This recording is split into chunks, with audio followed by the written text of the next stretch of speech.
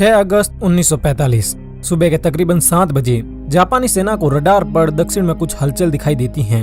पहले तो रडार पर काम कर रहे सैनिकों को कुछ समझ नहीं आता, लेकिन थोड़ी देर बाद वो समझ जाते हैं कि एक अमेरिकी लड़ाकू विमान हिरोशिमा की तरफ बढ़ रहा है। जापानी सेना सभी रेडियो कार्यक्रमों को बंद करवा देती है और चारों तरफ खतरे के सायरन बजाना शुरू कर देती है। अगर यहाँ पर जापानी सेना चाहती तो अपने कुछ विमान भेजकर उस अमेरिकी विमान को रोक भी सकती थी, लेकिन 1945 तक आते आते विश्व युद्ध के कारण जापान की आर्थिक स्थिति इतनी खराब हो चुकी थी कि अब उसके पास विमानों को चलाने के लिए पेट्रोल भी नहीं था। अमेरिका का यह लड़ाकू विमान हिरोशिमा के आसमान में आता है, लेकिन थोड़ी ही देर बाद वापस भी चला जाता है। जापानी अथॉरिटी को लगा कि ये कोई साधारण अमेरिकी लड़ाकू विमान होगा जो हिरोशिमा की स्थिति का जायजा लेने के लिए वहाँ पर आया था। इस विमान के जाने के बाद जापानियों को लगा कि अब खतरा टल चुका है, इसलिए खतरे के सायरन बंद कर दिए जाते हैं। इस समय जापान अपने सबसे बुरे दौर से गुजर रहा था। इस वक्त द्वितीय विश्व युद्ध चल रहा था और जापान इटली और जर्मनी के साथ मिलकर मित्र राष्ट्रों के खिलाफ लड़ रहा था। जापान के दोनों साथी हार चुके थे, लेकिन जापान अब भी हार मानने को तैयार नहीं था। हालांकि इस वक्त तक आते आते जापान की हालत भी काफी खराब हो चुकी थी। जापान में खाने पीने की कमी हो चुकी थी, लोग भूख से मर रहे थे, दुकानों में राशन खत्म हो चुका था, पेट्रोल के भाव आसमान छू रहे थे। एक आम जापानी नागरिक की आर्थिक स्थिति इतनी खराब हो गई थी कि जापान की सड़कों पर अब कोई भी पर्सनल कार नहीं दिखती। सड़कों पर चारों तरफ बस पैदल चलते लोग और मिलिट्री व्हीकल ही दिखाई देते। 6 अगस्त 1945 की उस सुबह जब अमेरिका का वो लड़ाकू विमान हिरोशिमा के आसमान से वापस चला गया, तो जापानी सेना को लगा कि वो विमान युद्ध की स्थिति का जायजा लेने आया होगा। जापानी अधिकारियों का ये अनुमान सही भी था, लेकिन उन्हें नहीं पता था कि विमान युद्ध की स्थिति का नहीं बल्कि मौसम का जायजा लेने आया था। विमान जब वापस लौट जाता है तो जापानी अधिकारी चैन की सांस लेते हैं, लेकिन थोड़ी ही देर बाद सुबह के तकरीबन 8 बजे दक्षिण से एक और विमान आता है। जापानी सेना इस विमान को भी रोक सकती थी, लेकिन उन्हें लगा कि ये विमान भी पहले की तरह बस स्थिति का जायजा लेने आया होगा। पर उन्हें क्या पता था कि ये विमान उनकी मौत का फरमान लेकर आया था। जापान की तरफ बढ़ रहा ये विमान एनोला गे नाम का एक बम वर्षक विमान था। इस विमान को मेजर थॉमस फेरे भी उड़ा रहे थे। सुबह के ठीक 8:15 पर इस विमान से लिटिल बॉय नाम का एक 4 टन वजनी न्यूक्लियर बम नाक के बल धरती पर गिरना शुरू होता है। इस बम का लक्ष्य हिरोशिमा का अओई ब्रिज था, लेकिन हवाएं इतनी तेज चल रही थी कि ये बम अपने लक्ष्य से 250 मीटर दूर सीमा सर्जिकल हॉस्पिटल पर जाकर गिरता है। इस बम को धरती पर पहुंचने में 43 सेकंड का समय लगता है। इस बम की शक्ति 15,000 TNT के बराबर थी और जब ये फटा तब तापमान 4000 डिग्री सेंटीग्रेड तक पहुंच गया। आसमान में उड़ रहे एक दूसरे अमेरिकी लड़ाकू विमान के पायलट चार्ल्स स्विनी बताते हैं कि उस बम के फटते ही इतनी तेज रोशनी हुई कि मानो सूरज धरती पर आ गया हो। ये विस्फोट इतना भयानक था कि कुछ ही पल में कंक्रीट से बनी इमारतों को छोड़कर धरती पर मौजूद हर चीज धुआं बन गई। जिस जगह विस्फोट हुआ उसके 15 किलोमीटर के दायरे में आने वाली हर इमारत के शीशे चकनाचूर हो गए। सिर्फ कुछ ही पलों में हिरोशिमा शहर की अधिकतर इमारतें धराशायी हो गई। उस वक्त देखने में ऐसा लग रहा था मानो हिरोशिमा में आग का तूफान आ गया हो। सिर्फ कुछ सेकंड पहले जिस हिरोशिमा की आबादी 2.5 लाख थी, अब वो सिर्फ 1,60,000 ही बची।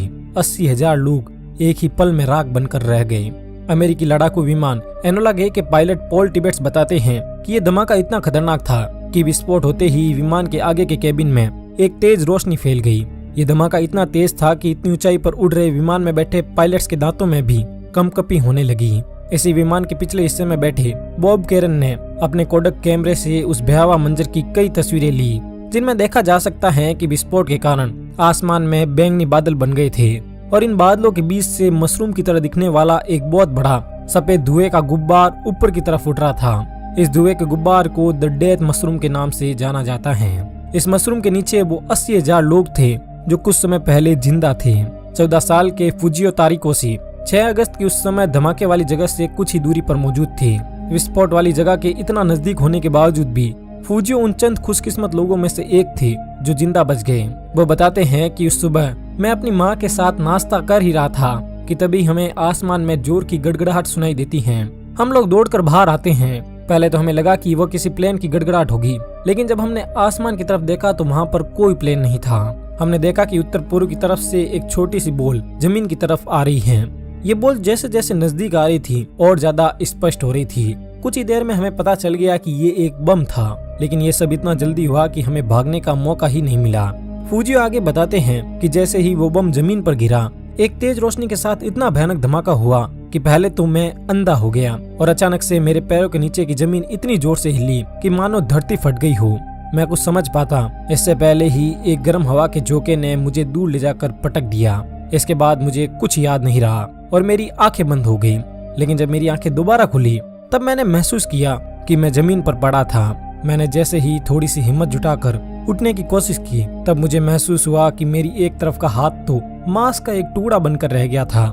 मैंने जैसे तैसे अपने टूटे हुए हाथ को संभाला। मेरे आसपास मौजूद हर चीज राख हो चुकी थी और मुझे तुरंत अपनी माँ का ख्याल आया। लेकिन मेरी माँ की किस्मत शायद मुझसे ज्यादा अच्छी थी। उन्हें मेरी तरह अपने गले हुए हाथ को नहीं उठाना पड़ा। मेरी माँ मुझे छोड़कर जा चुकी थी। ये बातें बताते हुए फूजियो की आंखों में आंसू आ गए। उनका मानना है कि मरने वालों की किस्मत जिंदा लोगों से अच्छी थी क्योंकि उन्हें उस तबाही के बाद के भयानक मंजर को नहीं देखना पड़ा। फूजियो की तरह ही एक स्कूली छात्रा जिंको क्लाइन भी उस सुबह हिरोशिमा रेलवे स्टेशन पर खड़ी थी। क्लाइन बताती हैं कि मैं और मेरे कुछ दोस्त जब स्टेशन पर खड़े थे तब अचानक एक जोरदार विस्फोट होता है। मैं तुरंत बेहोश हो जाती हूँ। लेकिन जब मेरी आंखें खुलती हैं तो मैं देखती हूँ कि मेरे आसपास कई सारे लोग मलबे के नीचे दबे हुए थे। वे लोग चीख पुकार कर रहे थे लेकिन वहाँ पर उनकी मदद करने वाला कोई नहीं था। मैं कुछ लोगों को बचाने की कोशिश भी करती हूँ लेकिन आग इतनी तेज थी कि मैं नाकाम रहती हूँ। इसके बाद मुझे अपने माता पिता की याद आती है। मैं तुरंत अपने घर की तरफ दौड़ती हूँ। रास्ते में मुझे कई मरे हुए लोग दिखाई देते हैं लेकिन उन लोगों के जख्म देखकर मेरी हालत इतनी खराब हो गई कि मैं उनकी कोई मदद नहीं कर पाई। किसी का हाथ उसके शरीर से अलग होकर लटक रहा था तो किसी के मुंह की चमड़ी पूरी तरह गल चुकी थी। जैसे तैसे करके मैं जब घर पहुंची तो मैंने देखा कि मेरी माँ बहुत ज्यादा घायल थी। मेरे पिता दूसरे शहर में रहते थे इसलिए उन्हें कुछ नहीं हुआ। इस हादसे के बाद हमने हॉस्पिटल जाने की कोशिश भी की लेकिन सभी हॉस्पिटल इतने ज्यादा भर चुके थे कि हमें इलाज के लिए कोई जगह नहीं मिली। इस घटना के कुछ दिनों बाद मेरे पूरे शरीर पर बैंगनी चकत्ते होने शुरू हो गए और मेरे सर के सारे बाल भी झड़ गए। उस हादसे में जिंदा बचे लगभग हर इंसान की हालत क्लाइन जैसी ही थी। हिरोशिमा की 1/3 आबादी को इतनी बेरहमी से मौत के घाट उतारने के बाद भी अमेरिका के राष्ट्रपति हैरी ट्रूमैन अमेरिका की सैन्य ताकत पर गर्व करते हुए बड़ी बेशर्मी से कहते हैं कि हमारे विमानों ने दुश्मन पर एक बम गिराया है जिसके कारण दुश्मन देश में भारी तबाही हुई है। ये बम 20,000 टन का था और ये अब तक के सबसे शक्तिशाली बम से भी 2000 गुना ज्यादा विध्वंसक है। ब्रह्मांड की शक्ति वाले इस बम ने हमारी हथियारों की श्रृंखला में क्रांतिकारी परिवर्तन किया है। ट्रूमैन आगे कहते हैं कि हम इससे भी खतरनाक हथियार बनाने पर काम कर रहे हैं। अमेरिकी राष्ट्रपति के इस बयान से अब आप अंदाजा लगा सकते हैं कि अमेरिका को इतने निर्दोष लोगों की जान जाने के बाद भी इस हमले का कोई अफसोस नहीं हुआ। हिरोशिमा में जब ये विस्फोट हुआ तब जापानी नौसेना का एक सैनिक भी वहाँ पर मौजूद था। वह सैनिक अपने दर्द को बयां करते हुए बताता है कि जब धमाका हुआ तब उसके साथ इतनी तेज रोशनी निकली कि मैं अंधा हो गया। इसके तुरंत बाद हवा की गर्म झोंके ने मुझे 1 मीटर तक ऊपर उठाया और फिर नीचे पटक दिया। मैं किसी तरह अपने घुटनों के बल खड़े होने की कोशिश भी कर रहा था कि तभी हवा का एक और झोंका आता है और मुझे एक बार फिर से नीचे पटक देता है। थोड़ी देर बाद जब मेरी आंखें खुली तो मैंने देखा कि मेरे शरीर के बाएं तरफ का हिस्सा पूरी तरह गल चुका था। थोड़ी दूरी पर मुझे एक पेड़ दिखा जो धमाके के कारण पूरी तरह सूख गया था। मेरा गला बिल्कुल सूखा हुआ था और मेरे शरीर में जान नहीं थी। मैंने अपनी पूरी हिम्मत एक साथ बटोरी और खड़े होने की कोशिश की लेकिन मैं खड़ा नहीं हो पा रहा था। फिर मैं किसी तरह उस पेड़ के तने तक पहुंचा। मेरे सामने एक बच्चा पानी के लिए तड़प रहा था लेकिन मेरे पास पानी नहीं था। कुछ ही देर में उस बच्चे ने मेरे सामने ही तड़पते तड़पते अपना दम तोड़ दिया। इस धमाके के बाद जो लोग जिंदा बचे वे अपनी जान बचाने के लिए सड़क से इधर उधर भागने लगे। सड़क पर चल रहे लोग ऐसे लग रहे थे मानो मुर्दे जिंदा हो गए हो। इनके मुंह से झाग भरा खून निकल रहा था और इनके पूरे शरीर पर चमड़ी और मांस इस तरह लटक रहा था कि मानो इन्हें हल्का सा छूने पर भी इनका मांस हमारे हाथ में आ जाएगा।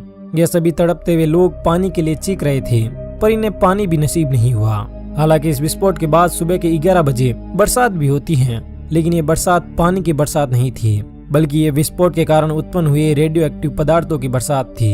इस बरसात में जो पानी बरस रहा था वो ग्रीस की तरह काला था। उस वक्त वहाँ पर मौजूद जो भी इंसान इस बरसात के संपर्क में आया उसे स्किन कैंसर जैसी जानलेवा बीमारियां हुई। कई आंकड़ों के मुताबिक उस वक्त विस्फोट के तुरंत बाद 80,000 लोगों की जान गई लेकिन विस्फोट के कारण जो प्रभाव उत्पन्न हुए उनके कारण 60,000 लोग और मारे गए। इसी धमाके में घायल हुए यामागुची बताते हैं कि जब उन्हें होश आया तो उनके सामने कई सारे लोग तड़प तड़प कर मर रहे थे। उन्हें लगा कि वे भी मारे जाएंगे लेकिन तभी 2 लड़के जो इस धमाके से सुरक्षित बच गए थे उनके पास आते हैं और उन्हें पास ही के एक क्लिनिक लेकर जाते हैं। यामागुची बताते हैं कि जैसे ही वे क्लिनिक पहुंचे तो उन्होंने देखा कि क्लिनिक के फर्श पर चारों तरफ जली हुई लाशें ही लाशें पड़ी थी। उस क्लिनिक के कुछ एक आध डॉक्टर जो सही सलामत थे वे लोगों की मरहम पट्टी कर रहे थे। वहाँ पर इलाज कर रहे कुछ लोगों का मुंह बुरी तरह जला हुआ था तो कुछ के हाथ पैर। लोगों के शरीर से सफेद सफेद रस्सी और खून निकल रहा था। लोग इतने भयानक तरीके से जख्मी थे कि उन्हें देखा भी नहीं जा सकता था। अमेरिका के हमले के सामने पूरे हिरोशिमा और जापान ने दम तोड़ दिया, लेकिन अमेरिका के नापाक मंसूबे अब भी पूरे नहीं हुए थे। इस हमले के ठीक 3 दिन बाद 9 अगस्त की सुबह अमेरिका एक बार फिर जापान के ही एक और शहर नागासाकी पर ऐसा ही एक और परमाणु हमला करता है। पहले ये हमला जापान के औद्योगिक शहर कुकुरा पर होने वाला था, लेकिन मौसम खराब होने के कारण हमले की जगह को बदलकर कुकुरा की जगह नागासाकी कर दिया गया। घड़ी में जब सुबह के ठीक 11 बज रहे थे तभी अमेरिकी लड़ाकू विमान B-29 अपनी बेली से फेटमैन को रिलीज करता है। 4500 किलो वजन वाला ये बम हिरोशिमा पर गिराए गए लिटिल बॉय के बराबर ही ताकतवर था। 52 सेकंड तक हवा में गिरते रहने के बाद जमीन से 500 फीट की ऊंचाई पर यह बम फटता है। शहर से बाहर काम करने वाले कुछ मजदूर बताते हैं कि जब बम फटा तो पहले तो उन्हें कुछ समझ नहीं आया, लेकिन बाद में उन्होंने देखा कि चारों तरफ लाशें ही लाशें थी। उनमें से कुछ बताते हैं कि हमने पहले कभी परमाणु बम के बारे में नहीं सुना था, इसलिए हमें कुछ समझ नहीं आ रहा था। जो लोग जिंदा बच गए उनके शरीर की चमड़ी गल रही थी। लोग मदद के लिए चीख रहे थे, चिल्ला रहे थे। जिस जगह विस्फोट हुआ उसके 1 किलोमीटर के दायरे में हर चीज या तो धुआं बन गई या राख बन गई। लगभग 74,000 लोग इस हमले में मारे गए और इतनी ही संख्या में लोग घायल भी हुए। हमले के बाद जिंदा बच्ची मिची हथोरी बताती हैं कि उस समय मैं 15 साल की थी।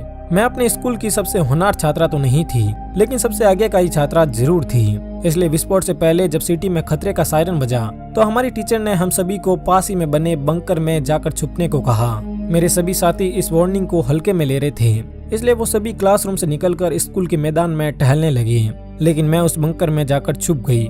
कुछ ही देर में एक बहुत ही तेज आवाज के साथ एक भयानक विस्फोट होता है। मेरे जो दोस्त मेरे सामने बंकर के बाहर खड़े थे वे अचानक गायब हो गए। धमाके के कारण निकलने वाली रोशनी से मैं कुछ समय के लिए अंधी हो गई। अचानक बंकर में एक इतना तेज गर्म हवा का झोंका आया कि मैं एक जोरदार झटके के साथ दीवार से टकरा गई। कुछ ही देर बाद जब मेरी आंखें खुली और मैं बाहर निकली तो मेरे सामने मेरे दोस्तों की लाशें पड़ी थी।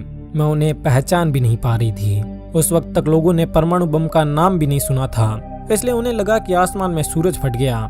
नागासाकी पर हुए हमले के बाद अमेरिकी राष्ट्रपति हैरी ट्रूमैन ने एक बार फिर अपने देश को संबोधित किया। इस संबोधन में वो कहते हैं कि अगर जापान ने अब भी हार नहीं मानी तो वो और हमले करेंगे, जैसे जापान के हजारों आम नागरिक मारे जाएंगे।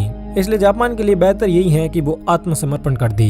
हिरोशिमा और नागासाकी पर हुए परमाणु हमले और 8 अगस्त को सोवियत यूनियन ने भी जब जापान के खिलाफ मोर्चा खोल दिया तो जापान ने हार मानकर 6 दिन के बाद आत्मसमर्पण कर दिया और इसी के साथ द्वितीय विश्व युद्ध भी समाप्त हो गया। ये युद्ध भले ही उसी दिन समाप्त हो गया, लेकिन इसने हिरोशिमा और नागासाकी को इतने बड़े जख्म दिए कि जिनकी हम कल्पना भी नहीं कर सकते। हिरोशिमा और नागासाकी पर हुए इन हमलों पर गांधी जी की ये बात बिल्कुल सटीक बैठती है कि an eye for an eye makes the whole world blind। ये तो हिरोशिमा और नागासाकी पर बम गिरने की घटना थी, लेकिन इन शहरों पर ये हमले क्यों हुए ये जानने के लिए आप राइट साइड में दिए हुए हमारे द्वितीय विश्व युद्ध पर बने इस वीडियो को देख सकते हैं। धन्यवाद।